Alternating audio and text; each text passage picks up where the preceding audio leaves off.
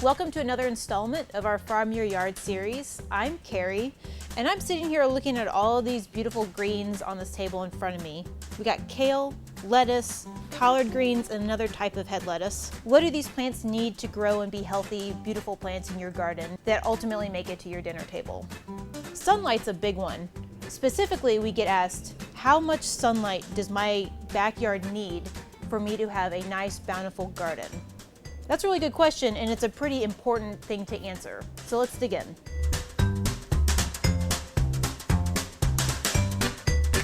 Well, the simple and short answer is more is better. More is more in a garden sense. Now, a full day of unobstructed sunlight is really hard to achieve in a neighborhood, in a city setting, because there's landscaping trees, there's tall buildings, there's a lot of shade around. So we're trying to find what is the most sunlight we can work with around all of these other shade producing objects. A minimum of 6 hours of sunlight a day is enough to grow things like these greens and some herbs in your garden.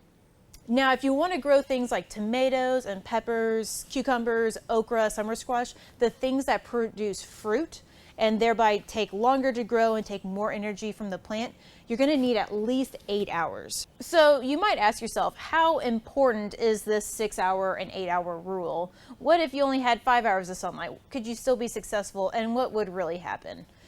Well, when vegetable plants don't get enough sunlight, what happens is they start growing taller and taller, looking for that sun. And in doing so, they kind of stretch out and become what we call leggy.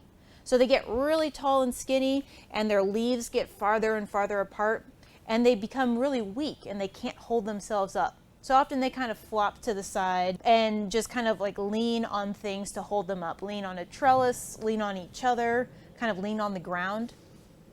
And they are not robust, compact plants. That happens for all vegetable plants. Greens like these get leggy. Fruiting plants like tomatoes and peppers get leggy. But when we talk about the fruiting plants like tomatoes and peppers, they have a hard time producing that fruit because they don't have enough energy to flower and then grow the fruit from that flower. What do you need to do to find a nice sunny spot in your backyard? One way you can tell if your yard has enough sunlight is just by simply observing your space. Note when the sunlight first hits the spot that you think you want to put a garden in. Get a notebook and jot that time down, and then go about your day.